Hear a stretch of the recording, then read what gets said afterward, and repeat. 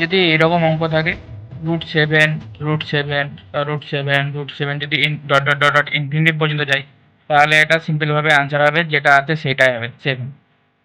এটা যদি ইনফিনিটি পর্যন্ত থাকে তাহলে 7, তার মানে এটাও √9 গেছে ইনফিনিটি পর্যন্ত, তাহলে এটা হবে এটা হবে 9। এটা সিম্পল হয়ে গেল। কিন্তু যদি এইভাবে অঙ্ক থাকে যে √3 বলা আছে ইনফিনিটি পর্যন্ত যায়নি, তখন কিভাবে হবে অঙ্ক? তখন হবে যেটা আছে সে সংখ্যাটা, এটা হবে 3, যেটা আছে 3 হবে বাই, এখানে উপরে বাই হবে 2 টু দি পাওয়ার দিয়ে যাবে, এটা 2 টু দি পাওয়ার আছে মানে 2 to the power n by 2 to the power n minus 1, এটা হচ্ছে ফর্মুলা।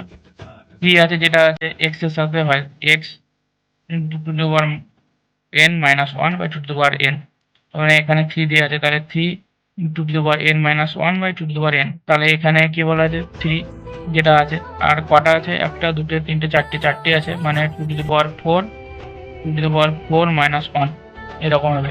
আর এখানে 2 টু দি পাওয়ার 4 মানে হচ্ছে 3 2 টু দি পাওয়ার 4 মানে হচ্ছে 8 16 মাইনাস 1 মানে 15 বাই 2 টু দি পাওয়ার 4 মানে হচ্ছে 16, তার মানে 3 টু দি পাওয়ার 15/16, এটা হচ্ছে আনসার। এই কোশ্চেনের অ্যান্সারটা কমেন্টে লিখুন।